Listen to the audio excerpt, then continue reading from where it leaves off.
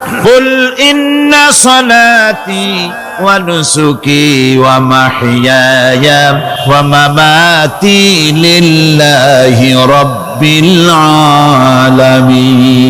মোহাব্বতের সাথে সবাই পড়েন, قل إن صلاتي ونسكي ومحياي ومماتي لله رب العالمين।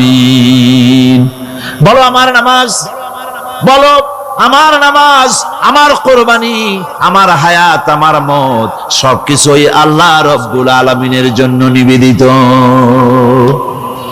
আমার বেঁচে থাকা, আমার মরে যাওয়া সব আল্লাহর জন্য। সে আল্লাহ রব্বুল আলামিন, তার জন্য সবকিছু নিবেদিত করতে হবে। আল্লাহ পাকের গোলাম আমাদের বানিয়েছেন, আল্লাহ আমাদের গোলামি করা লাগবে। আর গোলামির নমুনা যাকাত দিয়া, হজ দিয়া, দান দিয়া, সদকা দিয়া, কোন জিনিস দিয়ে নামাজের মতো গোলামির উৎকৃষ্ট প্রমাণ বা নমুনা আর কিছুতে নাই। আমরা সংখ্যায় কত, আমাদের অস্ত্র আছে কি নাই, আমাদের জনবল কত, আমাদের সৈন্যবল কত, এগুলি প্রশ্ন না। প্রশ্ন হচ্ছে ওয়ালা তাহিনু ওয়ালা তাহজানু ওয়া আনতুমুল আলাউনা ইন কুনতুম মুমিনিন। কোনো ভয় নাই, কোনো চিন্তা নাই, যদি তোমরা মুমিন হও আমি আল্লাহ তোমাদেরকে বিজয়ী করব। জোরে বলেন সুবহানাল্লাহ। মুসলমানেরা তো সেই জাতি যাদের ময়দানে যখন মুসলমানদেরকে সাহায্য দরকার হয়েছে, আল্লাহ রাব্বুল আলামিন আকাশ থেকে ফেরেশতা নাযিল করেছে কিনা কোন? কবি বলছেন ফিজায়ে বদরি पैदा कुन फरिश्ते तेरी नसरत को उतर सकते गर्दों से कतर अंदर कतार भी। বদরের মুসলমানদের মতো ঈমান যদি আজও তোমরা আনতে পারো, তোমাদের ভিতরে হয়ে যায়, তাহলে আল্লাহ রাব্বুল আলামিন তোমাদের জন্য কাতারে কাতারে ফেরেশতা তোমাদের জন্য নাযিল করে দিতে পারেন। তোমরা সেই জাতি, তোমরা সেই মুসলমান। ফিরে আসো ইসলামের দিকে, ফিরে আসো দ্বীনের দিকে, রাসূলের সঙ্গে মহব্বতটা জুড়ে দাও। কি মুহাম্মদ সি ওয়াফাতুনে তু হাম তেরে হ্যাঁ, ये जहां चीज ही क्या लोहे कलम तेरे। মুহাম্মদ সাল্লাল্লাহু আলাইহি ওয়াসাল্লামের সঙ্গে তুমি যদি মহব্বতের সম্পর্ক স্থাপন করতে পারো, অনুসরণ আর অনুকরণের, তাহলে আকাশ আর জমিন তো দূরের কথা, লোহ কলম পর্যন্ত আল্লাহ তোমার জন্য করে দিবেন। এক বুড়ি তার দরবারে এসে বলছে, জাহাপানা আমি আপনার কাছে এসেছি একটা নালিশ করতে। আমার বাড়িটা আপনার এই বাড়ি থেকে বেশি দূরে নয়। আমার ছেলে সেনাবাহিনীতে চাকরি করে, ফ্রন্টিয়ারে এখন আছে, সেখানে সে যুদ্ধের মধ্যে সেখানে যুদ্ধরত। এখন আমার এক সুন্দর পুত্রবধূ ঘরে প্রতিদিন কে যেন এসে আমার বাড়িতে হামলা চালায়, আর আজকে রাতে সে এসে আমার পুত্রবধূর ইজ্জত বোধহয় নষ্ট করবে। সুতরাং আমি আপনার কাছে নালিশ করলাম, হয় আপনি ওই দুর্বৃত্ত থেকে আমার পুত্রবধূর সতীত্বকে হেফাজত করেন, নতুবা আমাকে এই আজকের রাতটা সময় দেন, আমি আমার পুত্রবধূকে নিয়ে আপনার এই রাজ্য থেকে অন্যত্র চলে যাই। জাহাঙ্গীর কোনো কথার জবাব দিচ্ছেন না, চুপ করে আছে।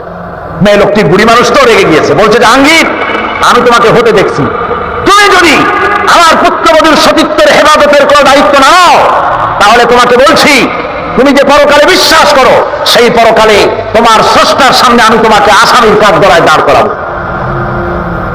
জাহাঙ্গীর তবুও কিছু বললেন, মেয়ে লোকটি চলে গেল। গভীর রাত্রে জাহাঙ্গীর নিজে সেই বুড়ির বাড়ির কাছে চলে গিয়েছেন। দেখেন দেওয়ালের পাশে একটা ঘোড়া দাঁড়ানো আর একটা প্রহরী। প্রহরীকে তরবারি আঘাত দিয়ে শেষ করে ঘোড়ার পিঠের উপরে দাঁড়ায় দেওয়াল টপকায় ভিতরে চলে গেল। যে শুনতেছেন ঘরের ভিতর থেকে যুবতী কণ্ঠের আওয়াজ, বাঁচাও বাঁচাও, চিৎকার হচ্ছে। বাইরে বুড়ি বান্দা একটা আলো টিমটিম করে জ্বলছে। জাহাঙ্গীর গিয়ে বলছে, বুড়ি আলো নিবাও তাড়াতাড়ি। বুড়ি আলো নিভিয়ে দিল। জাহাঙ্গীর ভিতরে ঢুকে ওই দুর্বৃত্তের চুল বাম হাতে ধরে ডান হাত দিয়ে তরবারির আঘাত দিয়ে তার শিরচ্ছেদ করে দিলেন। বললেন, বুড়ি আলো জ্বালাও। বুড়ি আলো জ্বালালেন। এবার জাহাঙ্গীর আলোর সামনে মস্তকটা ধরে আলহামদুলিল্লাহ পরে হাত থেকে মাথাটা ছেড়ে দিলেন। বললেন, বুড়ি এক গ্লাস পানি দাও। পানি আনা হলো, ঢক ঢক করে পানি খেলেন। বললেন, কালকে তুমি আমার দরবারে যাবে, সেখানে তোমার সঙ্গে আমার কথা হবে, তোমার পুত্রবধূকেও নিয়ে যাবে। পরের দিন জমজমাট রাজ দরবার, বুড়ি তার পুত্রবধূকে নিয়ে হাজির। জাহাঙ্গীর বলছেন, বুড়ি তোমার বাড়ি গিয়ে আলো নিভাতে বলছিলাম কেন জানো? হয় না, জানি না। জাহাঙ্গীর বললেন, তুমি যখন আমার কাছে নালিশ করেছো, আমি মনে মনে ভেবেছি আমার বাড়ি এত কাছে, আমার যুবক ছেলে ছাড়া আর কারো এই সাহস হবে বলে আমার মন বলে নাই। সেজন্য মনে করেছিলাম আলোর সামনে যদি ছেলেকে দেখি আমার মনে দুর্বলতা আসতে পারে, বিচার না হোক হয়ে যেতে পারে, হক বিচার নাও করতে পারি, সেই জন্য আলো নিভিয়ে দিতে বললাম। এরপরে তার শিরচ্ছেদ করে আলোর সামনে ধরে দেখলাম যে না, সে আমার ছেলে নয়, সে আরেকজন। এই জন্য আমি আলহামদুলিল্লাহ পড়লাম আর পানি পান করলাম। এই জন্য তুমি যখন নালিশ করেছো আমার কাছে আর বলেছো কিয়ামতে আমাকে আসামি বানাবে, সেইখান থেকে হক বিচার করতে পারি কিনা এই চিন্তা এ পর্যন্ত কিচ্ছু খাই নাই, শুধু পানি খেয়েছি তোমার বাড়ি দিয়ে। জাহাঙ্গীর তার মাথা থেকে মুকুট খুললেন, মুকুটটা খুলে বুড়ের পায়ের কাছে রেখে দিয়ে বলেন, বুড়ি তুমি জেনে রাখো, দিল্লির সম্রাটের এই মুকুটের চাইতে তোমার পুত্রবধূর সতীত্বের মূল্য মুসলমানের কাছে 1000 গুণ বেশি। মুসলমানেরা পরধর্মের এই ইজ্জত, এই সম্মান ইসলাম দিয়েছে, মুসলমানেরা দিয়েছে। আর পরধর্মের উপরে অত্যাচার যদি হয়েছে ধর্মনিরপেক্ষতাবাদীদেরকে দিয়ে হয়েছে। বলেন ঠিক কিনা? আমাদের দেশে মানুষেরা শিরকের মধ্যে বেশি মুবতালা হয়, বিদআতের ভিতরে বেশি পরিমাণ মুবতালা হয়। আর এক শ্রেণীর তথাকথিত আলেম এই শিরক এবং বিদআতের ব্যাপারে ওয়াজ করে জনগণকে উদ্বুদ্ধ করে তা করার জন্য। আমাদের দেশে বহুত মাজার আছে, যে মাজারগুলিকে গোসল করানো হয়, মাজার গোসল করানো হয়। আমি কি কোনো বানাইয়া কথা বলি না, এর বাস্তবতা আছে? মাজার গোসল করানো হবে, পীর সাহেবকেও গোসল করানো হবে। পত্রিকায় দিয়ে দেয়, পোস্টার ছাপানো হয়, হ্যান্ডবিল ছাপানো হয়, 1000 টাকা খরচ করে প্রচার করে লোকদেরকে দাওয়াত দেওয়া হয়। কবর ধোয়া পানি, পীর সাহেবের গোসল করানো পানি। পীর সাহেবের গোসল করাইলো, এই পানি শরীরের কত জায়গা ধুয়ে আসলো, সেই পানি বোতলে ভরে 5 টাকা করে কিনে কিনে লোকেরা খায়। নাউযুবিল্লাহ।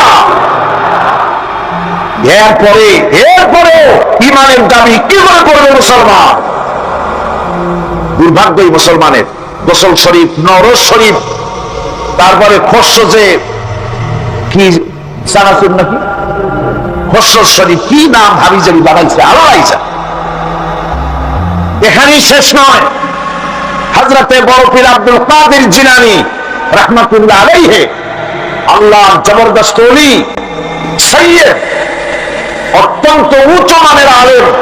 তার সম্পর্কে এক শ্রেণীর আলেম নামধারী লোকেরা তাকে আল্লাহর কাছে পৌঁছায় দিয়েছে, আল্লাহর সমকক্ষ করে দিয়েছে। তাকে দস্তগীর বলা হচ্ছে। কিসের দস্তগীর? তো বলে যে মেরাজের রাত্রে রাসূল করিম সাল্লাল্লাহু আলাইহি ওয়াসাল্লাম নাকি কোন জায়গায় আছার খাইছিলেন, আর উনি গিয়া তার হাত ধরেছেন, এই জন্য বলা হচ্ছে দস্তগীর। তিনি তার হাত ধরে তাকে ঠিক করে দিয়েছেন। আবার আরশে তিনি উঠতে পারছিলেন না, সেই জন্য পীর সাহেবের কাঁধের উপরে পা রেখে রাসূল সাল্লাল্লাহু আলাইহি ওয়াসাল্লাম আরশে উঠছে। আল্লাহর সিঁড়ির এত অভাব হয়েছে, এই দুনিয়া থেকে নিতে পারলেন মহাশূন্য পাড়ি দিয়ে, গ্রাভিটেশন পাড়ি দিয়ে আরশে আজিম পর্যন্ত, সিদরাতুল মুনতাহা পর্যন্ত নিলেন। আর ওইখানে বড় পীর সাহেবকে লাগলো তার কাঁধের উপরে পা দিয়ে তিনি উঠবেন। এর চাইতে বিদআত, এর চাইতে বাজে কথা মুসলমানদের জন্য আর কি হতে পারে? দুর্ভাগ্য এই জাতি, এই সব আলেম নামের কলঙ্ক, যারা নাকি বড় পীর সাহেবের নামে ওয়াজ করে করে বলেন, তার নামে দরুদ বানাইছে, তার নামে বলে ইয়া আব্দুল কাদের জিলানী শাইয়ান লিল্লাহ, যারা কয় নাউযুবিল্লাহ। বলা হয় হে বড় পীর সাহেব, আপনি আল্লাহর রাস্তা আমাদের কিছু দেন। আরে মিয়া সাহেব, আব্দুল কাদের জিলানী রহমাতুল্লাহ আলাইহি যা পেয়েছেন আল্লাহর কাছ থেকে পেয়েছেন, তার দেওয়ার কিচ্ছু নয়। যা দিবেন আপনাকে আমাকে আল্লাহ পাক দিবেন। ইয়া গাউস আগিসনি বলা জায়েজ নাই, ইয়া গাউস আগিসনি বলতে হবে আল্লাহ পাক। গাউসকে আল্লাহ পাক, তাকে বলতে হবে ইয়া গাউস আগিসনি, আয় আল্লাহ পাক তুমি আমাকে সাহায্য করো। সাহায্য করতে পারেন আল্লাহ পাক। বড় পীর সাহেবকে ইয়া গাউস আগিসনি বলা যাবে না। গাউসুল আযম এই ডিগ্রি, এই খেতাব বিদআত পন্থীদের বড় খেতাব। গাউসুল আযম কোন মানুষ হতে পারে না, পারে না, পারে না। গাউসে আযম গাউসে আজম শুধুমাত্র আল্লাহ রাব্বুল আলামিন। গাউসে আজম কে? আল্লাহ রাব্বুল আলামিন, যিনি মানুষের ফরিয়াদ শোনেন, যিনি মানুষের ফরিয়াদ শোনেন, তিনি হচ্ছেন আল্লাহ পাক। বড় পীর সাহেবকে আমরা শ্রদ্ধা করি, কিন্তু সেই শ্রদ্ধার অর্থ এই নয় যে নবীদের চাইতে তিনি বড়, তিনি রাসূলের চাইতে বড়, তার নামে দরুদ শরীফ বানাইতে হবে, জায়েজ নাই। আশা করি এত সব কথা আপনাদের মনে থাকবে। যখন নবীজির হাতে বন্দীরা আসতেন, যুদ্ধ বন্দীরা, নবীজি তাদেরকে শর্ত করতেন, যদি কোনো শিক্ষিত বন্দী 10 জন নিরক্ষর লোককে অক্ষর জ্ঞান দিতে পারে, এই শর্তে তাদেরকে মুক্তি দেওয়া হবে। জেনারেল লিটারেসি, গণসাক্ষরতা অভিযান তোমরা শুরু করনি, শুরু করেছেন বিশ্বনবী মুহাম্মদ রাসূলুল্লাহ সাল্লাল্লাহু আলাইহি ওয়াসাল্লাম। নবীজি আরো বলেছেন, 1 ঘন্টা যদি কেউ জ্ঞান চর্চা করে 60 বছরের নহরবদতের সব আল্লাহ তার আমলনামায় লিখে দিবেন। কাজী জ্ঞানের দিকে ইসলাম উৎসাহিত করেছে। কাজী যে কারণে মধ্যযুগীয় ইউরোপ সভ্যতায় ধর্ম নিরপেক্ষতার প্রয়োজন ছিল, ইসলামে সেই ধরনের কোনো কারণ কোনো কালেও ঘটে নাই। অতএব আমরা স্পষ্ট করে বলতে পারি, আল্লাহ যা করেছেন শয়তান তার উল্টো একটা করেছে। আল্লাহ করেছেন, আল্লাহ দিয়েছেন যাকাত ভিত্তিক ব্যবস্থা, শয়তান করেছে সুদ ভিত্তিক ব্যবস্থা। আল্লাহ তাআলা তৈরি করেছেন ইসলাম, শয়তান তৈরি করেছে ধর্ম নিরপেক্ষ মতবাদ। ধর্ম নিরপেক্ষ মতবাদের স্রষ্টা হচ্ছে খোদ শয়তান, আর শয়তানের তৈরি করা এই মতবাদ কোন মুসলমান গ্রহণ করতে পারে না, পারে না, পারে না।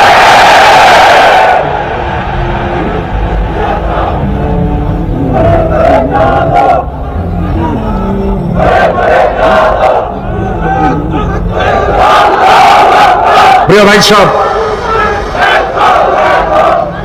ধর্মনিরপেক্ষবাদীরা, খারাপ লাগতেছে আপনাদের? আমি জানি খারাপ লাগবে না, কারণ আমরা হেদায়েত নিতে আসছি।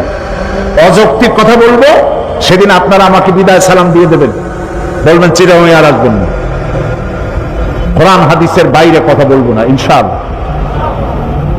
এবং আমার পেছনে যারা বসে আছেন, বড় আলেমরা বসে আছেন, এবং আমার সামনে যারা বসে আছেন, বহু আলেম সামনেও বসে আছেন, আলহামদুলিল্লাহ বলেন।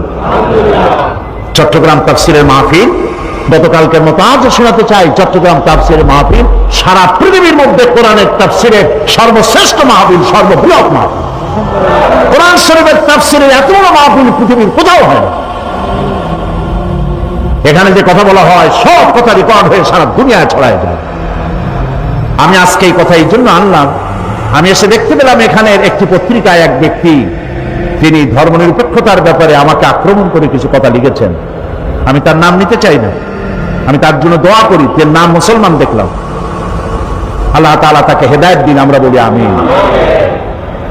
আশ্চর্য লাগে যে ধর্মনিরপেক্ষ মতবাদের লোকেরা আমার বক্তব্যের প্রতিবাদ যদি কোনো আলেম করতেন, আলেম হিসেবে পরিচিত, খালি লম্বা জামা গায়ে থাকলে হবে না, বাংলাদেশের লোকেরা আলেম হিসেবে চেনে, এরকম কোন আলেম যদি আমার প্রতিবাদ করে, আমি যৌক্তিক প্রতিবাদ মানতে 1000 বার বাধ্য। আমার ভুল আমাকে ধরিয়ে দিলে আমি সে ভুল সংশোধন করব না, এমন ভুল আমি জীবনেও করব না। বরং আমার কাছে আমার বন্ধু তো সেই ব্যক্তি যে ব্যক্তি আমার ভুল আমাকে শুধরে দেয়, আমি তার জন্য দোয়া করি। আমি মানুষ, আমার ভুল তো হতেই পারে, কিন্তু আমি আদর্শগত কথা, কোরআন হাদিসের কথা যা বলি, আমি হিসাব করে বলি, পড়াশোনা করেই বলি। প্রিয় ভাই সব, ধর্মনিরপেক্ষবাদীরা মানুষকে বোকা বানায় ধোঁকা দিয়ে। তারা বলতে চায় ধর্মনিরপেক্ষতার অর্থ ধর্মহীনতা নয়। আমি ধর্মনিরপেক্ষতার ইংরেজি কি বলুন তো? সেকুলারিজম। এখন চলুন, ইংরেজি ভাষায় বিশ্ববিখ্যাত ডিকশনারির নাম হলো random house dictionary of English language. এটা হলো পৃথিবীর সর্বশ্রেষ্ঠ ইংলিশ ডিকশনারি। আমরা দেখি সেকুলারিজমের অর্থ তারা কি করেছে। এই বইতে সেকুলারিজমের তারা 3টি সংজ্ঞা দিয়েছে। Number 1, not regarded as religious or spiritually sacred। এর অর্থ হলো যা ধর্মীয় বা আধ্যাত্মিক ভাবে পবিত্র বলে বিবেচিত নয়। এটা হলো সেকুলারিজমের অর্থ। Number 2, not pertaining to or connected with any religion. এর অর্থ হচ্ছে যা কোনো ধর্মের সাথে সম্পর্কিত নয়। সেকুলারিজমের তৃতীয় সংজ্ঞা number 3, not belonging to a religious order, যা কোন ধর্ম বিশ্বাসের সাথে সম্পর্কিত নয় তাকেই সেকুলারিজম বলা হয়। এছাড়া এনসাইক্লোপিডিয়া ব্রিটানিকা এবং অক্সফোর্ড ডিকশনারিতে লেখা হয়েছে ধর্ম নিরপেক্ষতার অর্থই হলো ধর্ম বিরোধিতা এবং ধর্মহীনতা। মুসলমানদের তাবুতে আসে, তাহলে তাকে তুমি ইসলাম বুঝাও। যদি সে ইসলাম বোঝে তো ভালো কথা, ইসলাম কবুল করুক।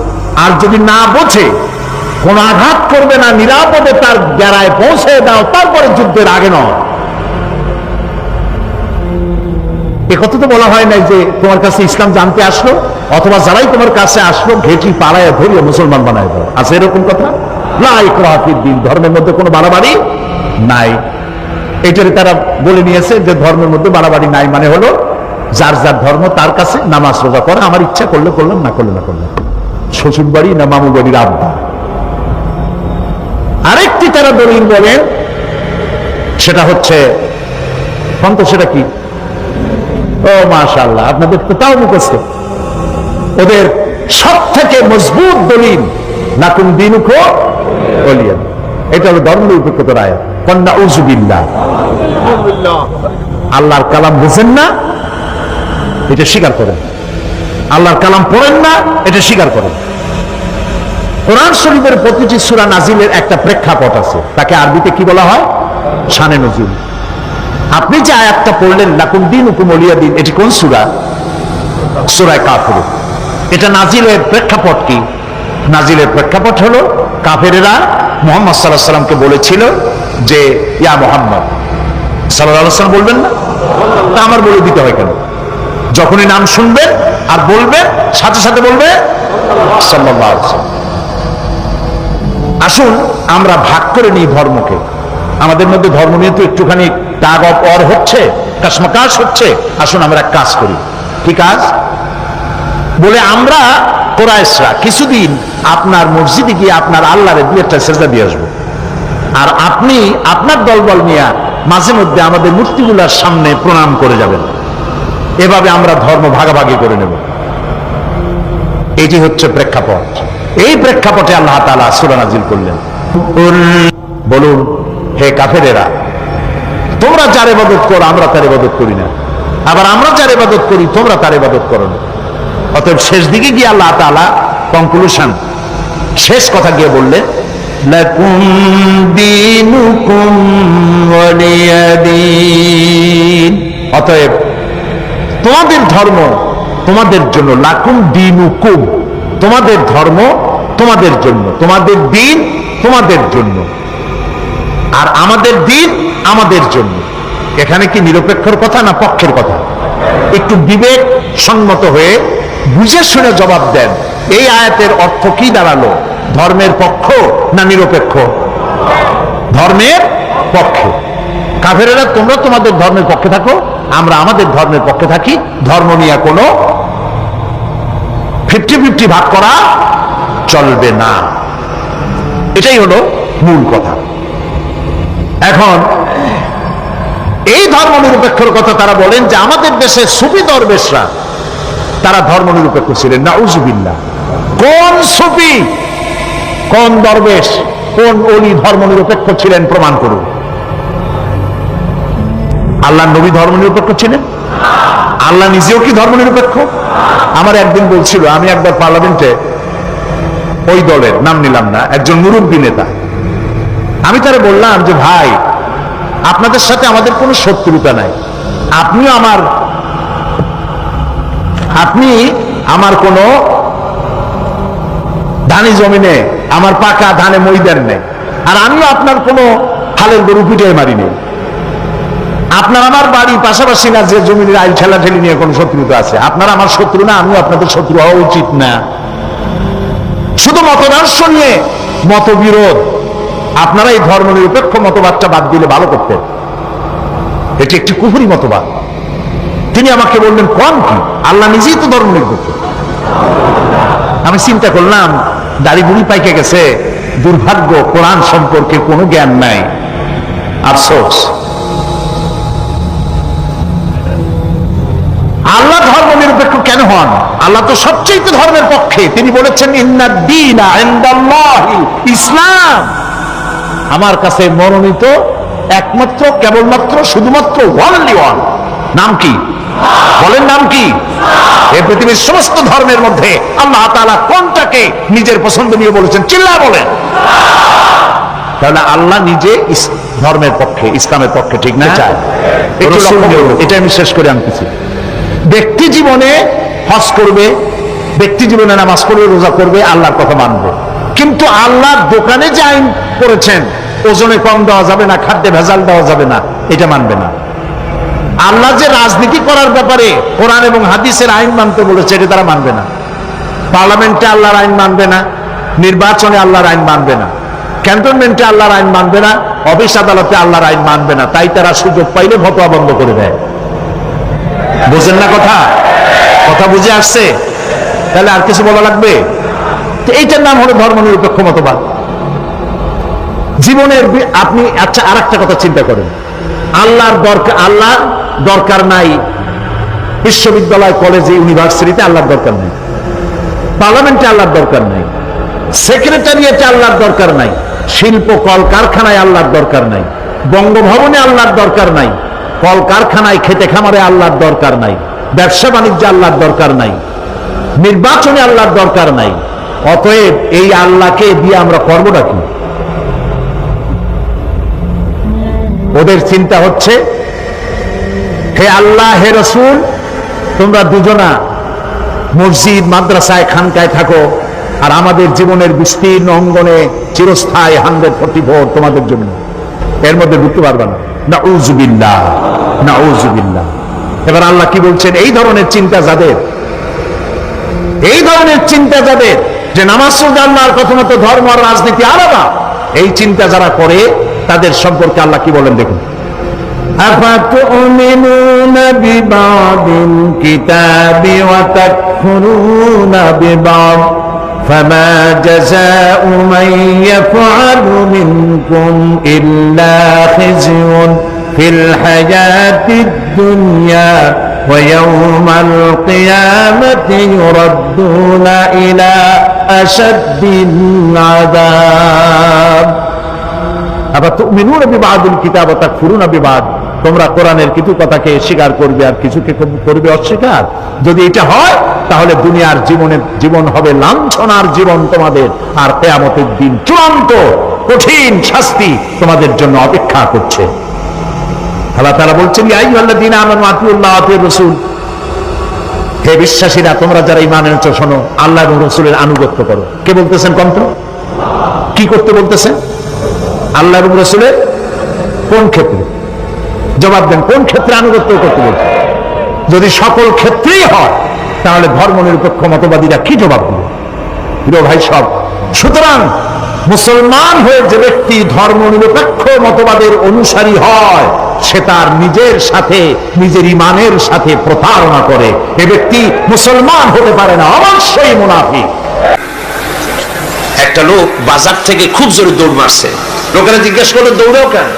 কয়, ভাই, মানির মান আল্লাহই রাখে। কয়, কেমন? কয়, বাবা আর আমি দুইজনে গেছিলাম বাজারে, বাজারের মানুষেরা আমার বাপেরে ধরিয়া জুতা দিয়ে এমন পিটাইলো, আমি আরামসে নিরাপদে চলে আসছি, আমার কেউ কিছু করতে পারে না। মানির মান আল্লাহই রাখে। ওর বাপেরে জুতা দিয়ে পিটায়, আর মানির মান আল্লাহ রাখে। দুর্ভাগ্য এই জাতি, এক শ্রেণীর কলামিস্ট, এক শ্রেণীর মুসলমান নামধারী কলামিস্ট, মুসলমান নামধারী ফিচার লেখক, মুসলমান নামধারী সাংবাদিক, মুসলমান নামধারী বুদ্ধিজীবী, মুসলমান নামধারী রাজনীতি, ওরা মুসলমানের ঘরে জন্মগ্রহণ করেও কুলাঙ্গার। এই লোকগুলি মুসলমানের ঘরে জন্মগ্রহণ করেও মুসলমানদেরকে মৌলবাদ আর সন্ত্রাস বলে গালি দেয়। মুসলমানদের উত্থান, মুসলমানদের জাগরণ আবার শুরু হবে ইনশাআল্লাহ। মুসলমান রাজমার খাচ্ছে পৃথিবীর চতুর্দিকে, চতুর্দিকে মার খাচ্ছে। আমি দেখতে পাচ্ছি, আমার ধারণা ছিল যে আফগানিস্তানে যে ঘটনা ঘটলো, এই ঘটনার দ্বারা আল্লাহ একটা কিছু করবেন, বড় রকমের কিছু আমরা দেখব, কিন্তু সেটা হলো না। কেন হলো না এটা তো আমরা বুঝবো না। ওয়াল্লাহু আ'লামু ওয়া আনতুম লা তা'লামুন। এর পেছনে কোনো পরিকল্পনা আছে, সেই পরিকল্পনাকারী কে? আল্লাহ রাব্বুল আলামিন, তিনি পরিকল্পনা করছেন। 11ই সেপ্টেম্বরে আমেরিকায় যে ঘটনা ঘটেছে, এই ঘটনা সম্পর্কে আমার সুস্পষ্ট মত হচ্ছে, যতদূর পড়াশোনা করেছি তাতে আমার সুস্পষ্ট মত, এই ঘটনা ঘটিয়েছে পৃথিবীর ইহুদিদের পরিচালিত মোসাদ, ইহুদিদের গোয়েন্দা বিভাগ, ইসরায়েল রাষ্ট্র, ইহুদিরাই এই ঘটনা ঘটিয়েছে। এর প্রমাণপত্র পত্রিকায় বেরিয়েছে। টুইন টাওয়ার যারা ভাঙলো, আমরা তীব্র নিন্দা জানাই। এখানে হাজার হাজার মানুষ কাজ করে, মানুষ হিন্দু হোক, খ্রিস্টান হোক, বৌদ্ধ হোক, মানুষ মানুষই। এই হাজার হাজার মানুষকে যারা মারলো, যারা অর্থনৈতিক দিক থেকে আমেরিকাকে ক্ষতিগ্রস্ত করার জন্য চেষ্টা করলো, এভাবে আমরা তার নিন্দা করি, ঘৃণা জানাই। কিন্তু একথাও আমাদের বুঝতে হবে যে এই টুইন টাওয়ার, এই দুটি বিল্ডিং এ 50,000 লোক চাকরি করে, তার মধ্যে 4,000 ইহুদি আছে। দুনিয়াবাসী এ খবর জেনে ফেলেছে। ঘটনার দিন 4,000 ইহুদির একটা ইহুদিও কর্মস্থলে যায় নাই। কেন গেল না? এই প্রশ্ন আমেরিকার FBI, federal bureau of investigation, পৃথিবীর নাম করা গোয়েন্দা বিভাগ, তারা কেন এটা তালাশ করলো না? ইহুদিরা কেন সেদিন আসলো না? এবং একটার পর একটা বিমান এখানে হামলা হবে, 18 মিনিট পর পর একটা বিমান, দুটো বিমানে হিট করে বিল্ডিংটা ফেলে দেবে। এইটা পূর্ব পরিকল্পিত না হলে পরে চতুর্দিকে ক্যামেরা ফিট করে ছবি ধারণ করলো কিভাবে? এগুলি বিশ্লেষকগণ চিন্তা ভাবনা করছে। মানুষ সব মাথা খারাপ না, কিছু বুদ্ধিমান মানুষ পৃথিবীতে এখনো আছে। সুতরাং কাজটি ইহুদিরা করেছে। কেন করেছে? কারণ হলো সমাজতন্ত্রের পতনের পর পুঁজিবাদী শোষণ থেকে বাঁচার জন্য পৃথিবীর নিগৃহীত নির্যাতিত মানবতার জন্য খোলা ছিল কেবলমাত্র ইসলাম, শুধুমাত্র ইসলাম। সেই ইসলামের দিকে মানুষ যাতে আসতে না পারে, সেই জন্য ইসলাম আর মুসলমানদেরকে মিডিয়ার মাধ্যমে প্রচার করানো হলো সন্ত্রাস আর মৌলবাদ। ইসলাম মানি সন্ত্রাস, মুসলমান মানি মৌলবাদী। এই দেশের মানুষেরা দুর্গা পূজার ক্ষতি করতে যায় না। আমরা হাজারবার বলেছি, এদেশে হিন্দু, মুসলমান, খ্রিস্টান, বৌদ্ধ সব সম্প্রীতি নিয়ে বসবাস করবে।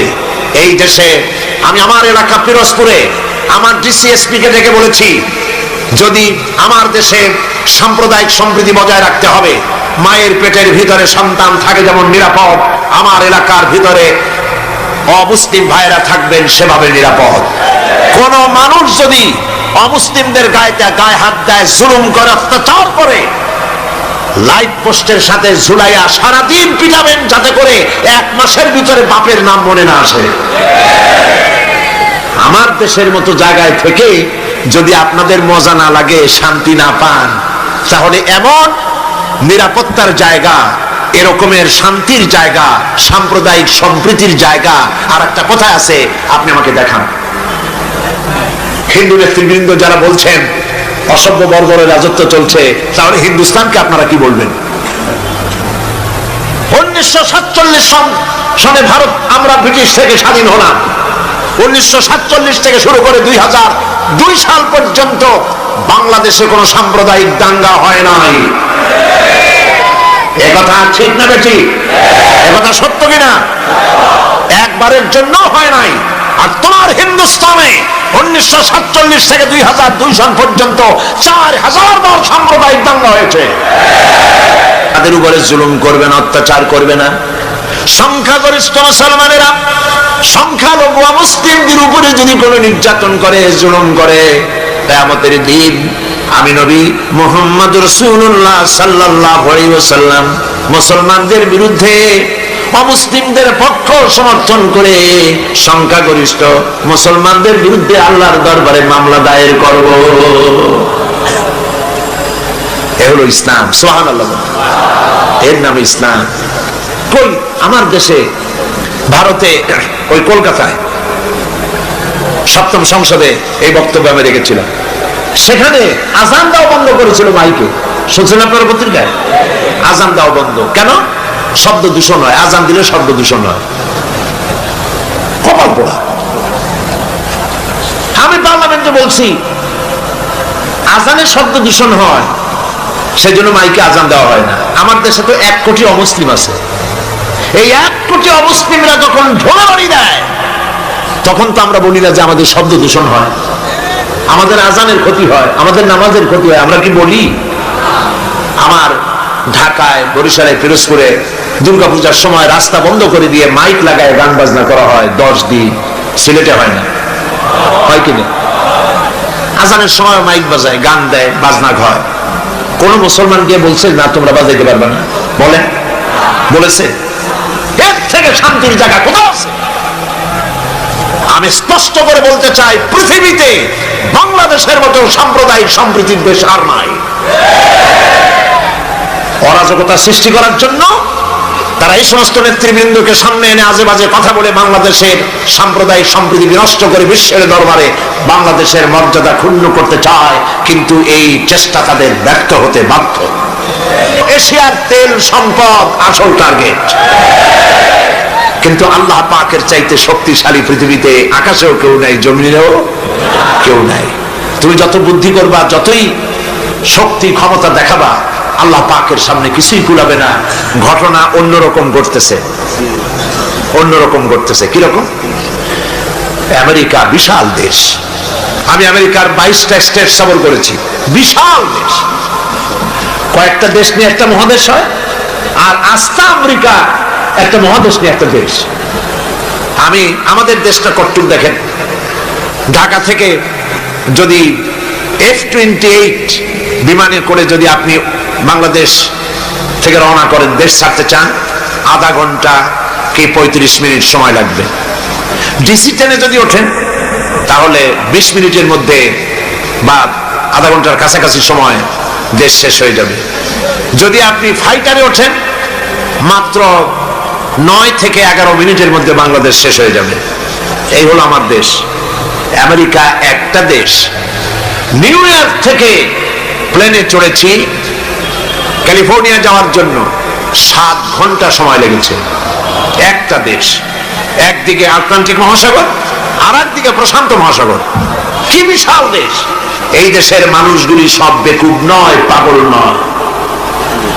আফগান নিরীহ এই মুসলমানদের উপরে, দেশগুলির উপরে আক্রমণ এবং একটার পর একটা দেশের উপরে আক্রমণ করার পরিকল্পনা দেখে সেখানকার লোকেরা চিন্তা ভাবনা করছে, কেন মুসলমানদের উপরে আক্রমণ হচ্ছে, বিষয়টা কি, এরা কি মৌলবাদ, কি সন্ত্রাস, টেররিস্ট শুধু মুসলমান, শুধু ইসলাম, আর কিছু নাই পৃথিবীতে? কেন, কারণটা কি? তারা খোঁজ করা শুরু করেছে, ইসলাম জানার চেষ্টা করছে। আমাদের কাছে রিপোর্ট এসেছে, ইসলামী বইপত্র, কোরআন শরীফ আর ইসলামী বইপত্র আমেরিকায় দেধারসে বিক্রি হচ্ছে, আগের তুলনায় 50 গুণ বিক্রি বেশি হচ্ছে। এবং 11ই সেপ্টেম্বরের ঘটনার পর থেকে নিয়ে এই পর্যন্ত আমেরিকান খ্রিস্টান মুসলমানদের ইসলাম গ্রহণ করার হার 4 গুণ বেড়ে গেছে। ঠেকাবে কি করে? আল্লাহর নূর, ঠেকাবার উপায় নাই। আবু জাহেল তো চাইছিল মক্কা শরীফই মুহাম্মদ সাল্লাল্লাহু আলাইহি ওয়াসাল্লামকে ঠেকায় দেবে, পারছে? আল্লামা ইকবাল বলেছেন, মাগরিব কি ওয়াদিও মে গूंजी अदा हमारी, मगरिब की वादियों में गूंजी अदा हमारी, हम था न था किसी से सैल रवा हमारा। প্রাচ্য এবং প্রতীচ্য, পাহাড় এবং পর্বতে, ইথার এবং বাতাসে রণিত, অনুরণিত, ধ্বনিত, প্রতিধ্বনিত হয়ে বিশ্বের চতুর্দিকে ছড়ায় পড়বে আমার আজানের আওয়াজ, কেউ ঠেকাতে পারবে না।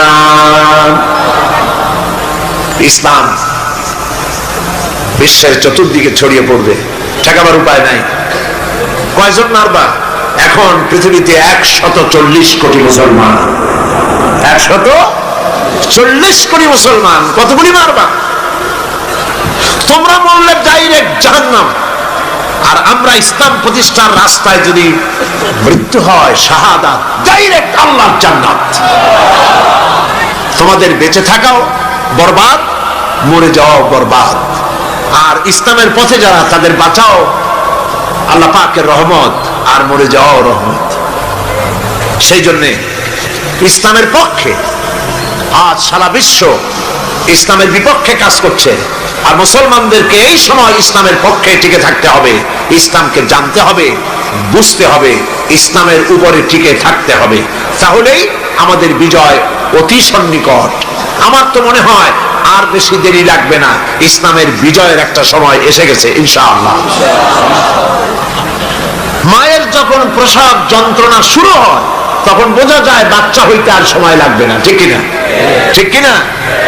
আজ পৃথিবীর প্রসব যন্ত্রণা শুরু হয়েছে, তাম পৃথিবীর চতুর্দিকে মুসলমানদের উপরে জুলুম অত্যাচার শুরু হয়েছে। এই জুলুম অত্যাচারের মধ্য দিয়ে আগামীকাল যে সূর্য উদিত হবে, সেই সূর্য হবে ইসলামের জন্য, আল্লাহর দ্বীনের জন্য, মুসলমানদের জন্যই সেটা হবে। তাম পৃথিবীর বুকে আল্লাহর দেওয়া বিধান ও কোরআনের রায় কায়েম হওয়ার জন্য সময় আর বেশি দূরে নয়। এজন্য মুসলমানদেরকে ঐক্যবদ্ধ হয়ে নবীর পথ ধরতে হবে, নবীর রাস্তা ধরতে হবে। আল্লাহ পাক নবীকে যে উদ্দেশ্যে পাঠাইছেন, কোরআন যে উদ্দেশ্যে নাজিল করেছেন, সেই উদ্দেশ্য ধরে আমরা যদি জীবন চালাতে পারি, আল্লাহর রহমত আমরা লাভ করতে পারবো। আল্লাহ পাক আমাদেরকে, আল্লাহ পাক বলেছেন কোরআনে কারীমের মধ্যে, ওয়া কানা হাক্কান আলাইনা নাসরুল মুমিনিন। আল্লাহ রাব্বুল আলামিন বলেন, মুমিনদেরকে সাহায্য করা আমি আল্লাহর জন্য ওয়াজিব। সুবহানাল্লাহ বলেন, মুমিনদেরকে সাহায্য করা আমি আল্লাহর জন্য ওয়াজিব। মুসলমান বেশি হওয়া লাগবে, সৈন্য সংখ্যা বেশি হতে হবে, অস্ত্র বেশি হতে হবে। আল্লাহ পাকে বলেন অস্ত্র লাগবে, এটা ঠিক, অস্ত্র লাগবে। কিসের জন্য? দিন প্রতিষ্ঠার জন্য। কেউ যদি আমাদের মারে, তাহলে আমরা তো আর বসে বসে আঙ্গুল চুষতে পারবো না। কি বলেন, ঠিক কিনা? এই জন্য জিহাদে আল্লাহর মদদ পাওয়া যায়। মুসলমানেরা আল্লাহর দেওয়া বিধান কায়েমের জন্য যদি চেষ্টা চালায়, আল্লাহ পাক বলেছেন, ওয়ালা তাহিনু ওয়ালা তাহজানু ওয়া আনতুমুল আলাউনা ইন কুনতুম মুমিনিন। কোনো ভয় নাই, কোনো চিন্তা নাই, যদি মুমিন হও আমি আল্লাহ তোমাদেরকে জয়ী করব। সুবহানাল্লাহ। 10 জন সূরা আনফাল আল্লাহ পাক বলেছেন, 10 জন ইমানদার সাবের মুত্তাকি যদি হও, 100-র উপরে বিজয়ী করব। সুবহানাল্লাহ কবেন না? 100 যদি হও ইমানদার সাবের মুত্তাকি, 1000 কাফেরের উপর বিজয়ী করব। সুবহানাল্লাহ। আল্লাহ পাক আজও তার রহমত নিয়ে আসেন, আমরা যদি মুমিন হই। বদরের মাঠে, জিহাদের ময়দানে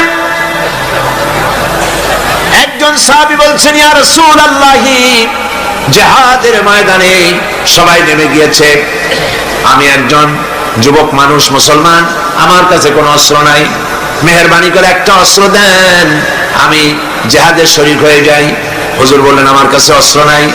তিনি বললেন, ইসলামের এই প্রথম জিহাদে আমি কি করে নীরব দর্শকের ভূমিকা পালন করি, যা পারেন তাই দেন আপনার হাত দিয়া। নবীজি এদিক ওদিক তাকায়া একটা শুকনা খেজুরের ডাল পেলেন, শুকনা খেজুরের ডালটা ধরাই দিলেন সাহাবীর হাতে। সাহাবী বলেন, নবীজির হাতের দেওয়া শুকনা খেজুরের ডাল দিয়া জিহাদের ময়দানে ঝাঁপিয়ে পড়লাম।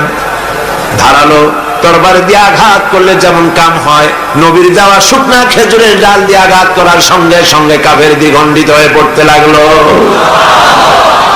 কবি বলছেন, ফিজাই বদরি পয়দা কুন ফেরেশতে তেরি নুসরত কো, ফিজাই বদরে পয়দা কুন ফেরেশতে তেরি নুসরত কো उतर सकते गर्दू से कतर अंदर कतर अभी। বদরের মুসলমানের মতো ঈমান আজও যদি তোমাদের ভিতরে থাকে, আল্লাহ রাব্বুল আলামিন কাতারে কাতারে ফেরেশতা তোমাদের সাহায্যের জন্য নামায়া দিবে। সুতরাং আপনাদের যুদ্ধ, যেমন আপনারা যুদ্ধ করেন দেশ দখল করে, সেই দেশে নিজের ক্ষমতা চালু করে ক্ষমতার ব্যাপ্তি পরিধি আরো বাড়াবার জন্য ইসলাম এভাবে লড়াই করে না। ইসলাম চায় পৃথিবীর মানুষ আল্লাহর মানুষের উপরে আল্লাহর আইন কায়েম করার জন্য তারা চেষ্টা চালায়। এই চেষ্টায় যদি কেউ সশস্ত্র বাধা দেয়, সেই বাধার মোকাবেলা ইসলাম করে জিহাদের নামে। মুসলমানেরা জিহাদের নামেই সেটা করে, ঠিক? সেই জন্য ইসলামকে ভুল বুঝাবার কোনো কারণ নাই। আমি আবারও সিলেটের সমস্ত মুসলমান ভাইদের বলি, আপনারা পৃথিবীর চতুর্দিকে ছড়িয়ে আছেন, ইউরোপে, আমেরিকায়, মধ্য এশিয়ায়, আফ্রিকায়, দুনিয়ার চতুর্দিকে আপনারা আছেন। আপনারা মানুষের কাছে যান, দ্বীনের দাওয়াত নিয়ে ছড়িয়ে পড়ুন, মানুষকে বুঝান ইসলামের মধ্যে সন্ত্রাস নাই, সাম্প্রদায়িকতা নাই। ইসলাম আল্লাহর দেওয়া দ্বীন প্রতিষ্ঠা করতে চায়। মুসলমানেরা পৃথিবীর সব থেকে বেশি শান্তিকামী, তারা মারামারিতে, হত্যা, জিঘাংসায় বিশ্বাস করে না। এই কথাগুলি মানুষকে বুঝান, নামাজ পড়ুন, দিনদার হন, ইমানদার হন, পরেজগার হন। আল্লাহ পাক যেন আমাদের তাই বানান, বলেন আমিন। প্রতি বছর আমি নামাজের কথা আপনাদের সামনে বলি, আজও না বলে পারি না, কারণ শুধুমাত্র ওয়াজ শুনলে হবে না। নামাজ হলো ফাউন্ডেশন। নামাজ কি? ফাউন্ডেশন। নামাজ লা দীনা লিমান লা সালাতা লাহু, যার কাছে নামাজ নাই তার কাছে দিন নাই, ঈমান নাই, চরিত্র নাই, কিছুই নাই। 5 ওয়াক্ত নামাজ জীবনে আর ছাড়বো না, ওয়াদা করতে পারবেন?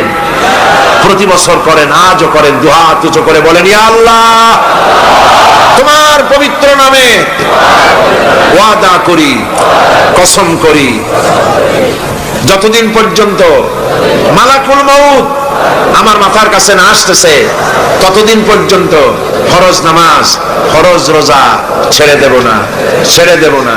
ইয়া আল্লাহ, আমি আমার মৃত্যু পর্যন্ত এই ওয়াদা যেন পালন করতে পারি, এ তৌফিক তুমি আমারে দাও, আমিন। আমি রব্বুল আলামিন তোমাকে সৃষ্টি করেছি, মাটির উপাদান দিয়ে তৈরি করলাম।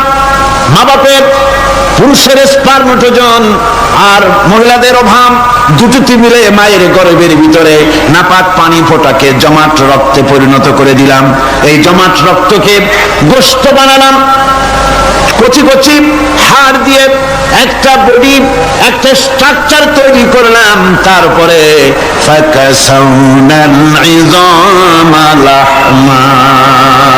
গোশত দিয়ে, রক দিয়ে, চামড়া দিয়ে সুন্দর করে ছাউনি দিয়া মায়ের গর্ভের ভিতরে আমি আল্লাহ রব্বুল আলামিন তোমাকে বানাইছি। মায়ের পেটের ভিতরে ফি কারারিন মাকিন, একটি সুরক্ষিত জায়গায় তোমাকে আমি রেখে দিলাম, যেখানে কোনো রোগ, কোন জার্ম যেখানে পৌঁছতে পারবে না, কোনো অসুবিধা হবে না, এমন একটা জায়গায়, এমন একটা ইন্টেনসিভ কেয়ার ইউনিটের ভিতরে রেখেছি। সুবহানাল্লাহ, একটা ইন্টেনসিভ কেয়ার ইউনিট, যেখানে কোন রকমের কোনো জার্ম প্রবেশ করে বা করবার কোনো ক্ষমতা নাই কারো। এমন একটা যে একটা প্যাকেট, সুন্দর একটা প্যাকেট, একটা কভারের মধ্যে তোমাকে তৈরি করা হলো মায়ের পেটের মধ্যে। আল্লাহ পাক বলছে, খালাকাল ইনসানা আল্লামাহুল বায়ান। আমি মানুষকে সৃষ্টি করেছি। কেমনে সৃষ্টি করলাম তা তো এতক্ষণ বললাম। এইভাবে করে মানুষ সৃষ্টি করেছি। দেখো, তোমার নিজের দিকে তাকাও। ফালইয়ানজুরিল ইনসানু মিম্মা খুলিক। কিভাবে মানুষ তোমাকে সৃষ্টি করা হলো, একবার তাকায় দেখো, তোমার শরীরের দিকে একটু তাকায় দেখো তো, কেমনে আমি বানাইলাম, কিভাবে তৈরি করলাম, লক্ষ্য করো। এই যে মাথা, এই মাথাটার ভিতরে আছে কি? মগজ, ব্রেন। বিজ্ঞানীরা বলেছেন এতে 1000 মিলিয়ন নার্ভ সেলস আছে এর মধ্যে। 1000 মিলিয়ন নার্ভ সেল। সেল হচ্ছে CELL, সেল। সেল মানে কোষ। এই 1000 অনুভূতি কোষ, 1000 মিলিয়ন অনুভূতি কোষ রয়েছে মাথার ভেতরে। মস্তিষ্কের এসব কোষগুলি, এসব সেলগুলি, তার মধ্যে আবার আছে নার্ভ ফাইবার, অর্থাৎ সূক্ষ্ম সূক্ষ্ম নার্ভ সুতা, সমগ্র শরীরের মধ্যে তা ছড়িয়ে দেওয়া আছে। এই সূক্ষ্ম সুতার মাধ্যমে ঘন্টায় 70 মাইল বেগে শরীরের প্রত্যেকটা অঙ্গ প্রত্যঙ্গের খবর মস্তিষ্কের মধ্যে চলে যায়। সুবহানাল্লাহ। আপনার পায়ে যদি কাটা ফোটে, শরীরে যদি ব্যথা লাগে, ঘন্টায় 70 মাইল বেগে সূক্ষ্ম সূক্ষ্ম যে তারগুলি আল্লাহ দিয়েছেন, ওই তারের মাধ্যমে আপনার মাথায় চলে যায়, মস্তিষ্কে গেলে পরে তড়িৎ গতিতে সিদ্ধান্ত হয় কাটা তুলতে হবে। অথবা একটা সাপ দেখেছেন, সাপ প্রথম চোখ দিয়ে দেখলেন, চোখ, এই চোখের ভিতরে আপনার 130 মিলিয়ন লাইট রিসেপ্টর আছে, অর্থাৎ বিভিন্ন দৃশ্যকে, ছবিকে ক্যাচ করার মতো 130 মিলিয়ন লাইট রিসেপ্টর গ্রহণযোগ্য মেশিন রয়েছে চোখের ভিতরে। চোখ দিয়ে সাপ দেখলেন, চোখের ভিতরে রয়েছে আবার অসংখ্য তার, এই অসংখ্য তার ব্রেনের সঙ্গে জুড়ে দেওয়া আছে। চোখ সাপ দেখলো, 70 মাইল বেগে প্রতি ঘন্টায় এই খবর তড়িৎ প্রবাহের মতো মস্তিষ্কের ভেতরে চলে গিয়েছে। মস্তিষ্ক সঙ্গে সঙ্গে ডিসিশন দিচ্ছে, দৌড় মারো, অথবা লাঠি হাতে নাও, অথবা যে কোনো একটা পজিশন তাকে সাথে সাথে সিদ্ধান্ত দিয়ে দিচ্ছে। জোরে বলেন সুবহানাল্লাহ। এই অনুভূতি শক্তি যদি আল্লাহ পাক না দিতেন মানুষের শরীরে, পায়ের মধ্যে পাথর ঢুকলে, কাঁটা তো কাঁটা, পাথর ঢুকলেও টের পাইতাম না। আল্লাহ পাক এই ব্যবস্থা করে দিয়েছেন মস্তিষ্কের মধ্যে এতগুলি সেল, প্রত্যেকটা সেলের আলাদা আলাদা কাজ। সুখ, দুঃখ, ভালোবাসা, মোহাব্বত, আনন্দ, স্বাদ ইত্যাদি জিনিসের অনুভূতি মস্তিষ্কের ভেতর থেকেই হয়, এখানে সেগুলি রেখে দেওয়া হয়েছে। তারপরে রয়েছে এই মস্তিষ্কের ভেতরে মেমোরি, স্মৃতি, স্মৃতি শক্তি। দেখুন এই যে টেপ রেকর্ডারে ওয়াজগুলি রেকর্ড হচ্ছে, তাফসীর রেকর্ড হচ্ছে, কিছুদিন পর ওই রেকর্ডের উপরে আর একটা কথা যদি উঠান, তাহলে প্রথম কথা থাকবে? প্রথম গান বা ওয়াজ থাকবে? নষ্ট হয়ে যাবে। কিন্তু আল্লাহ রাব্বুল আলামিন আপনার আমার মাথার ভিতরে এমন এক ফিতা দিয়ে দিয়েছেন, এমন একটা মেমোরি ফিতা দিয়েছেন, যেই ফিতার ভিতরে হাজার হাজার, লক্ষ লক্ষ, কোটি কোটি সমস্ত কথাগুলি ধরবে, আপনি মুখস্থ করতে পারবেন। আগে যা মুখস্থ করেছেন, পরে মুখস্থ করলে পরে আগেরটা মুছে যাবে না। সুবহানাল্লাহ। কি সুন্দর করে মস্তিষ্কের ভেতরে এই মেমোরি শক্তিকে আল্লাহ পাক তৈরি করে দিয়েছেন। চিন্তা করলে মাথা নত হয়ে যাবে আল্লাহর দরবারে। আল্লাহ পাক বলছেন, এই জিনিস আমি তোমার মাথার মধ্যে রেখেছি। দেখুন মানুষ কত কথা বলে, কত বই পড়ে, মানুষের মাথায় যত কথা আছে সব কথা যদি লিপিবদ্ধ হয়, ভলিউম হয়ে যাবে, যা একটা লাইব্রেরিতে ধরা সম্ভব নয়। অর্থাৎ আপনার মাথাটা হচ্ছে একটা বিশ্বকোষ, আপনার মাথাটা হচ্ছে একটা বিরাট বিশ্বজোড়া লাইব্রেরি। যেরকম সুবহানাল্লাহ। আপনার মাথায় যা আছে তা আপনার কোনো বিল্ডিং এর মধ্যে ধরবে না, কোনো গ্রামে, কোনো দেশের মধ্যে তা ধরবে না, এত জিনিস আপনার মাথার মধ্যে আছে, ঠিক কিনা? এরপরে আল্লাহ পাক একটা চোখ আমাদের দিলেন। আল্লাহ রাব্বুল আলামিন বলেন, আলাম নাজআল লাহু আইনাইনি ওয়া লিসানান ওয়া শাফাতাইন ওয়া হাদাইনাহু নাজদাইন। আমি কি তোমাদেরকে দুটি চক্ষু আর জিহ্বা, আর তোমাদেরকে আমি কি তোমাদের দুটি চক্ষু, দুটি ঠোঁট আর জিহ্বা কি আমি তোমাদের দেই নাই, যা দিয়া তোমরা দেখতে পাও, যা দিয়া তোমরা অনুভূতি, মাথার ভিতরে অনুভূতি জাগে? এই যে দুটো চোখ দিলাম। সুবহানাল্লাহ, সুবহানাল্লাহ বলেন। কিন্তু আল্লাহ রাব্বুল আলামিন আপনার আমার কপালের নিচে 1 থেকে 3 ইঞ্চির ভিতরে এমন 2টা ফিল্ম বক্স তৈরি করে দিয়েছেন, যা দিয়ে তাকাবেন আপনি কোটি কোটি মানুষ দেখবেন, পাহাড় দেখবেন, সমুদ্র দেখবেন, সূর্য দেখবেন, চন্দ্র দেখবেন। এত কিছু দেখার পরেও চোখের ভিতরে আরো খানিকটা জায়গা ফাঁকা থেকে যায়। কি বিরাট নিয়ামত এই চোখ আল্লাহ পাক আমাদেরকে দান করেছেন। এই চোখকে হেফাজতের জন্য আবার চোখের উপরে সানসেট তুলে দেওয়া আছে, সানসেট ভুরু, আল্লাহ ভুরু লাগাই দিয়েছেন, নিচে একটু হাড় জায়গায় দিয়েছেন, উপরে সানসেট, ভেতরে চোখ, যাতে করে বল এসে লাগলে পরে চোখটা গলে না যায়, আছাড় খেলে পরে চোখটা গলে না যায়, চোখটাকে সেফ সাইডে রেখে দিয়েছেন আল্লাহ পাক সুবহানাহু ওয়া তাআলা। আল্লাহ পাকের কাছে শুকরিয়া তো আদায় করলাম না, আদায় করি, আসুন পড়ি আমরা সবাই, আলহামদুলিল্লাহি রাব্বিল আলামিন। আল্লাহ পাক বলেন, আলাম নাজআল লাহু আইনাইনি ওয়া লিসানান ওয়া শাফাতাইন। জিহ্বা দিলাম আমি তোমাকে, এই জিহ্বার ভিতরে 3000 আস্বাদন স্তর আছে। বিজ্ঞানীরা বলেছেন একটা জিহ্বার মধ্যে 3000 আস্বাদন স্তর আছে, প্রত্যেকটা স্তরের সাথে মস্তিষ্কের সাথে তার লাগানো আছে। জিহ্বায় সব জিনিসের টেস্ট নেবেন আর তার অনুভূতি, তার স্বাদটা ওখানে টের পাবে মস্তিষ্কের ভেতরে। এই জিহ্বা আল্লাহ পাক দান করে দিলেন মুখের মধ্যে, সুবহানাল্লাহি বিহামদিহি। সব রকমের স্বাদ পান না একরকম, জিলাপির স্বাদ একরকম, রসগোল্লার স্বাদ আর এক রকম, ছানার স্বাদ আর এক রকম, বেলের স্বাদ একরকম, তালের স্বাদ আর এক রকম, মুরগির স্বাদ একরকম, খাসির স্বাদ আর এক রকম, লট্টা ফিশের স্বাদ একরকম, শুটকির স্বাদ আর এক রকম, কোরাল মাছের স্বাদ আর এক রকম, শাকের স্বাদ আর এক রকম। হাজার হাজার খাদ্য দ্রব্যের স্বাদ এক জিহ্বা দিয়ে আল্লাহ রব্বুল আলামিন নেওয়ার তৌফিক দিলেন। খালাকাল ইনসান, কি সুন্দর করে মানুষ বানালাম। দেখিস না, শুকরিয়া আদায় করিস না, এগুলি দেখবি আর শুকরিয়া আদায় করবি কি সুন্দর করে আমি আল্লাহ তোমাকে সৃষ্টি করেছি। শুধু তাই নয়, আল্লাহ পাক বলেন, ইয়া আইয়ুহাল ইনসানু মা গাররাকা বিরাব্বিকাল কারীম। ও মানুষ, কোন জিনিস তোমাকে ধোঁকায় ফেলে দিল? তোমার মহান প্রভুর ইবাদত থেকে, গোলামি থেকে কোন জিনিস তোমারে ধোঁকায় ফেলে দিল? কেন ধোঁকায় পড়ে গেলে?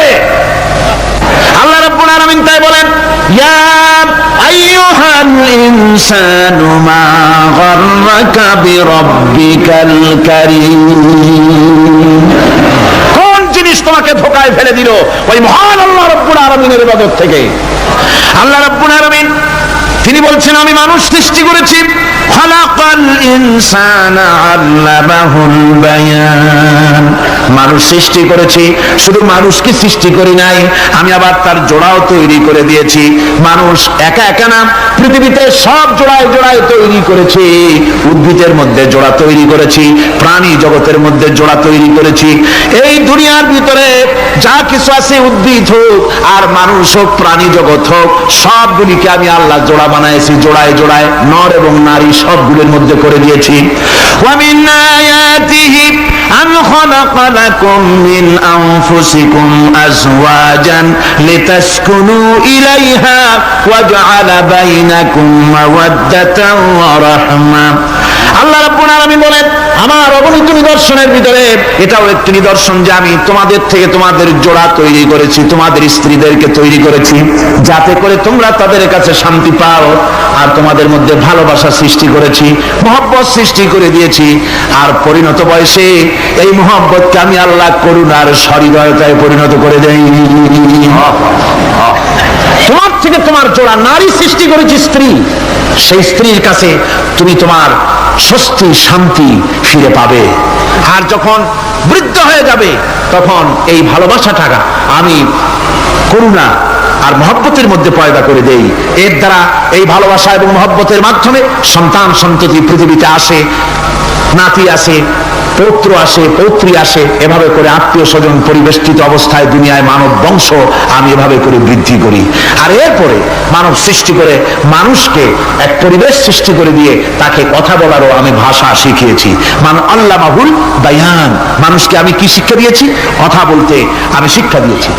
কথা বলার কারণেই মানুষ মানুষ, আর কথা বলতে পারে না বলে মানুষের সাথে পশুর সাথে এই বিরাট পার্থক্য। পশু কথা বলতে পারে না, মানুষ কথা বলতে পারে। কথা বলা হচ্ছে মানুষের একটা বিশেষ বৈশিষ্ট্য।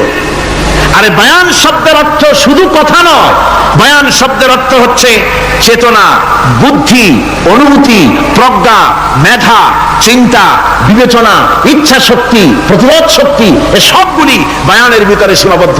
যে আমি বায়ান শিক্ষা দিয়েছি, তার মানে এতগুলি জিনিস আমি তোমার মধ্যে আমি সৃষ্টি করে দিয়েছি মানুষের মধ্যে। এরপরে এই বায়ান একটি শিক্ষা। শিক্ষা বলতে বোঝায়, এই শিক্ষাটা আল্লাহ সবাইকে দিয়েছেন। মাছ সাঁতার কাটতে পারবে, পাখি আকাশে উঠতে পারবে। পাখিকে আল্লাহ ওড়ার ক্ষমতা দিয়েছেন। মুরগির বাচ্চা ডিমের থেকে বের করে পানির মধ্যে ছেড়ে দিবেন, ও সাঁতার কাটতে পারবে না। আপনি আমারে কোন মুরগির ডিমের ভিতরে মুরগির বাচ্চা, হাঁসের ডিমের ভিতরে হাঁসের বাচ্চা, সে কি করে বোঝে ডিমের কোন অংশ পাতলা? সেই অংশটা সে অপারেশন শুরু করে দেয়। সে কিন্তু সব জায়গায় ঠোকায় না। ওই ডিমের পর্দার ভিতরে একটা অংশ আছে পাতলা, সামান্য পাতলা। সেই পাতলা অংশ সে ঠুক করে একটুখানি অপারেশন করে, পর্দাটা ফেটে যায়, সেখান থেকে সে বেরিয়ে আসে। কে শিখালো যে এই জায়গায় ঠুক করে আওয়াজ কর, বেরোতে পারবি? কে শিখালো? আল্লাহ পাক শিক্ষা দিয়েছেন। এটা বায়ানের অন্তর্গত। মানুষকে দিয়েছেন বায়ান, ওকে দিয়েছেন শিক্ষা।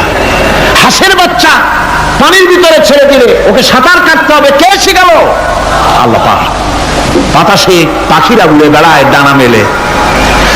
আওয়ালাম ইয়ারাউ ইলা তায়রি সাফাতিন ওয়া ইয়াকবিদনা মা ইউমসিকুহুন্না ইল্লার রাহমান। দেখে নাকি তারা পাখিটি কেমন? মেলি দুটি লঘু ডানা উড়িয়া বেড়ায়, শূন্যের পরে নাহি তার কোনো মানা। আবার সে ডানা গুটাইয়া চলে কিন্তু পরে না তবু, বলকে বা তারে শূন্যে রাখিছে ভিন্ন সে এক প্রভু। প্লেনের মতো, এরোপ্লেনের মতো, দেখছেন না পাখিগুলি এরকম এরকম করে ওড়ে। আবার কখনো উঠতে গিয়ে আর ডানা দোলায় না, দুটো ডানা শরীরের সাথে মিশাইয়া একেবারে রকেটের মতো উড়ে চলে যায়, কিন্তু পড়ে যায় না। কে তাকে শূন্যের উপরে রেখেছে? জোরে কন, কে রেখেছে? এই ট্রেনিং আল্লাহ পাক তাকে দিয়েছেন। আল্লাহ পাক তাকে এই শিক্ষা দিয়েছেন। এই শিক্ষা, পানিতে সাঁতার কাটবে মাছ, বায়ুতে ভেসে বেড়াবে পাখি, তারপরে মানুষের চোখের পলক পড়বে, পাকস্থলী হজম করবে, এসব শিক্ষা আল্লাহই দিয়েছেন। প্রত্যেকটা জিনিসকে সৃষ্টি করেছেন, আর তার কাজটাও কিভাবে হবে তা আল্লাহ পাক শিখিয়ে দিয়েছেন। এই জন্য শুধুমাত্র এই শিক্ষাটুকুনি নয়, মূল শিক্ষা হচ্ছে আল্লামাহুল বায়ান। এর আসল অর্থ হলো মানুষের জ্ঞানের পূর্ণতার জন্য আল্লাহ পাক বায়ান দিয়েছেন। সে বায়ান হচ্ছে কোরআনে কারীম। সে বায়ান কি? কোরআন। এই কোরআন হচ্ছে মানুষের জ্ঞানের পূর্ণতা। কোরআন দিয়ে মানুষের জ্ঞান পরিপূর্ণ হয়। ওমা উতীতুম মিনাল ইলমি ইল্লা কালিলা। তোমাদেরকে খুব সামান্যতম জ্ঞান দেওয়া হয়েছে। আসল জ্ঞানের মালিক কে? আল্লাহ সুবহানাহু ওয়া তাআলা। আল্লাহ রাব্বুল আলামিন বলেন, আশ-শামসু ওয়াল কমারু বিহুসবানিন ওয়ান নাজমু ওয়াশ-শাজারু ইয়াসজুদান। সূর্য এবং চন্দ্র একটা বিরাট একটা হিসাবের অনুসরণে বাধ্য। সূর্য আর চন্দ্র একটা হিসাবের অনুসরণে বাধ্য, এর ব্যতিক্রম হওয়ার কোনো উপায় নাই। সূর্য এবং চন্দ্র তার আপন আপন কক্ষপথে ঘুরবে, ইচ্ছে মাফিক সূর্য চন্দ্র ঘুরতে পারবে না। রাত 12টার সময় সূর্য এসে বলতে পারবে না, বেটা রাত আমি এখন উদিত হব, পারবে? পারবে না। দিনের দুপুরের সময় রাত এসে মাথা চালা দিয়ে জাগাতে পারবে না, দিন সরে যা, আমি এখন সবটাকে রাত বানাই দেবো, পারবে না। চন্দ্র এবং সূর্য একটা নির্ধারিত একটা হিসাবের অনুসরণে তারা রয়েছে, আর এই হিসাবের নিয়ম, কঠোর হিসাবের নিয়মতান্ত্রিকতার ভেতরে থাকার কারণেই মানুষের জন্য চন্দ্র, মাস, বছর ইত্যাদি গণনা মানুষের জন্য আল্লাহ সহজ করে দিয়েছেন। আল্লাহ পাকের নবীর কাছে জিজ্ঞাসা করা হচ্ছে, ওয়ায়াসআলুনাকা আনিল আহিল্লাম।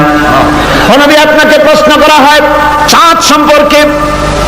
কাফেররা প্রশ্ন করেছে, চাঁদের ক্রমবর্ধমান ক্রমহ্রাস কেন, চাঁদ বাড়ে কেন, কমে কেন, আপনারা জিজ্ঞাসা করা হয়। আপনি জবাবে বলুন, কুল হিয়া মাওয়াকিতু লিন্নাস। বলুন, এই চাঁদ হচ্ছে মাস, দিন, বছর গণনা করার জন্য, গোটা পৃথিবীবাসীর জন্য আমি একটা স্থায়ী ক্যালেন্ডার আকাশে ঝুলাই রাখছি। যেরকম সুবহানাল্লাহ, বিনা পয়সার ক্যালেন্ডার কে ঝুলাই রাখছেন? আল্লাহ সুবহানাহু ওয়া তাআলা। তিনি ঝুলিয়ে রেখেছেন এই ক্যালেন্ডারকে। আর এই চন্দ্র সূর্য নিজের ইচ্ছা মাফিক চলতে পারে না। আল্লাহ পাক কোরআনে কারিমে বলেছেন, বৃক্ষরাজি সব সেজদায় রত। তারাই সেজদা দেয় কারে? কারে সেজদা দেয়? চাঁদ সেজদা করে কাকে? সূর্য করে কাকে? গাছপালা করে কারে? আল্লাহ পাককে সেজদা করে সবাই। সমস্ত সৃষ্টি জগতের কাজ হলো তিনটা। সৃষ্টি জগতের কাজ কয়টা? তিনটি কাজ। একটা কাজ হচ্ছে সৃষ্টি জগৎ মহান আল্লাহর উদ্দেশ্যে সিজদা করবে, তার হামদ করবে, তার তাসবিহ করবে। তিনটা কাজ, সিজদা করবে, হামদ করবে, তাসবিহ করবে। এই তিনটা কাজ হচ্ছে সৃষ্টি জগতের। গোটা পৃথিবীর সবকিছু আল্লাহ পাককে সিজদা করছে। কোরআনে কারীমে রব্বুল আলামিন বলেন, ওয়ালিল্লাহি ইয়াসজুদু মান ফিস সামাওয়াতি ওয়াল আরদি তাওআন ওয়া কারহান ওয়া যিলালুহুম বিল গুদুওয়ি ওয়াল আসাল। আল্লাহ পাক বলেন, আকাশে যা কিছু আছে, জমিনে যা কিছু আছে, সব কিছু আমার সেজদা করে। এমনকি গাছও আমার সেজদা করে। গাছগুলি সকাল বেলায়, গাছের ছায়া সকাল বেলায় আর বিকাল বেলায় নিজের ছায়া লম্বা করে দিয়ে আমার সামনে সেজদায় পতিত হয়ে যায়।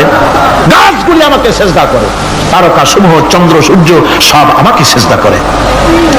ওয়ালিল্লাহি ইয়াসজুদু মা ফিস সামাওয়াতি ওয়া মা ফিল আরদ মিন দাব্বাতিন ওয়াল মালাইকাতু ওয়া হুম লা ইস্তাকবিরুন। আকাশ এবং জমিনে যা কিছু আছে আমার সেজদা করে। আমার সেজদা থেকে কেউ অহংকার করে না, অহমিকতা করে না।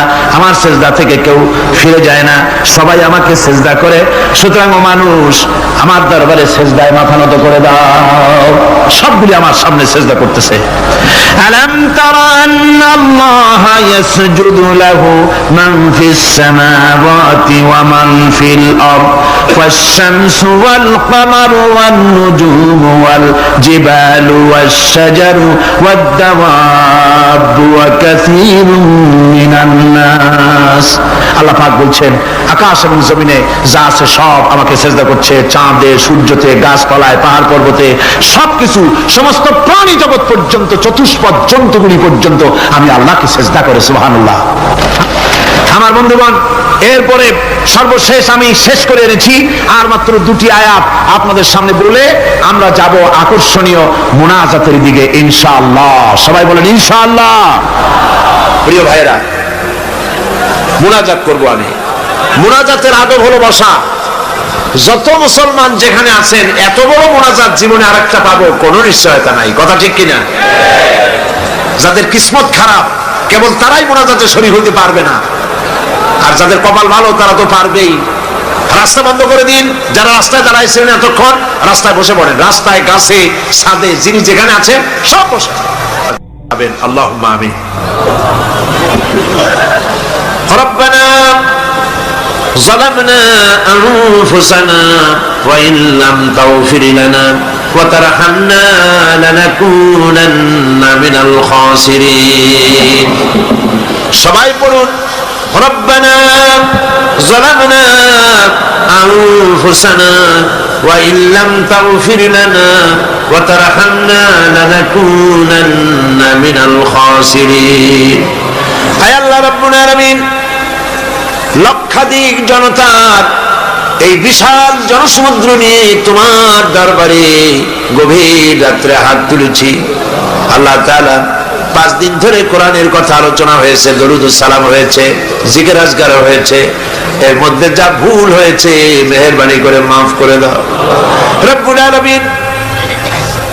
যেসব আলোচনা, দোয়া, দরুদ, নামাজ, তেলাওয়াত যা হয়েছে, তুমি খুশি হয়ে মেহেরবানি করে নবী করিম সাল্লাল্লাহু আলাইহি সাল্লামের রূহ মোবারকে পৌঁছায় দাও। तमाम পৃথিবীর মাটির নিচে যত মুমিন মুমিনাত শুয়ে আছেন তাদের আরওয়ার পরে সওয়াব পৌঁছায় দাও রব্বুল আলামিন। এই পৃথিবীর মাটির নিচে তোমার নবীরা যারা শুয়ে আছেন, সাহাবায়ে কেরাম, সিদ্দিকিন, শুহাদা, সালিহিন, আসফিয়ায়ে কেরাম, আউলিয়ায়ে কেরাম যারা শুয়ে আছেন তাদের আরওয়ার পরে সওয়াব পৌঁছায় দাও রব্বুল আলামিন। এই সিলেটের ময়দানে তোমার মাহবুব বান্দা হযরত শাহজালাল রাহমাতুল্লাহ আলাইহি, হযরতে শাহপরান থেকে শুরু করে তোমার মাহবুব বান্দারা যারা শুয়ে আছেন সিলেটের মাটিতে, সকলের রূহের পরে সওয়াব পৌঁছায় দাও। আয় আল্লাহ তাআলা, আমাদের মধ্য থেকে আমাদের মা বাপ যাদের দুনিয়া থেকে জন্মের মতো বিদায় হয়ে গেছে, আল্লাহ তাআলা আমাদের মা বাপের কবরগুলিকে জান্নাতের টুকরায় পরিণত করে দাও। রব্বির হামহুমা কামা রব্বায়ানি সগীরা। সবাই পড়েন, রব্বির হামহুমা কামা রব্বায়ানি সগীরা। কত দোয়া করেছেন, কত আশা করেছেন ছেলে ভালো হবে, ছেলে আল্লাহর খাঁটি গোলাম হবে। আল্লাহ তাআলা এইভাবে বাপ স্নেহ দিয়া যত্ন করে মানুষ করে দুনিয়া থেকে বাড়ি ঘর কিছুই নিলেন না, সব ফালায় থুয়ে বিদায় হয়ে গেল। যাবার সময় বালিশ নয়, লেপ নয়, তোষক নয়, টাকা নয়, পয়সা নয়, কিচ্ছু না, সাদা 3 টুকরা কাপড় নিয়া খালি হাতে বাপ বিদায় হয়ে গেল। আয় আল্লাহ, আব্বা যাদের মারা গেছে কবরটাকে জান্নাতের টুকরা বানায় দাও। রব্বুল আলামিন জনম দুঃখিনী মা, 8 মাস 10 মাস মায়ের পেটের ভিতরে থেকে হাঁটু দিয়া পা দিয়া গুদা দিয়া মাকে কষ্ট দিয়েছি। মা ডেলিভারিতে কষ্ট করেছেন, 2-2.5 বছর পর্যন্ত বুকের দুধ খাওয়াইয়া মানুষ করছে। প্রচন্ড মাঘের শীতে, প্রচন্ড মাঘের শীতে মায়ের কোলে থেকে পেশাব পায়খানা করে মায়ের কাপড় চোপড় নষ্ট করে দিয়েছে। মা রাগ করে আসার দেন নাই, একটা থাপ্পড়ও লাগান নাই। বাইরে নিয়ে পানি দিয়ে ধুয়ে সাফ করে কান্না মুখে শত চুমা দিয়া হাসি ফুটাইছেন যে মা, ওই মা যার বিদায় হয়ে গেল, কবরটাকে বেহেশতের বাগান বানাইয়া দাও। রব্বির হামহুমা কামা রব্বায়ানি সগীরা। আবারও পড়েন, রব্বির হামহুমা কামা রব্বায়ানি সগীরা।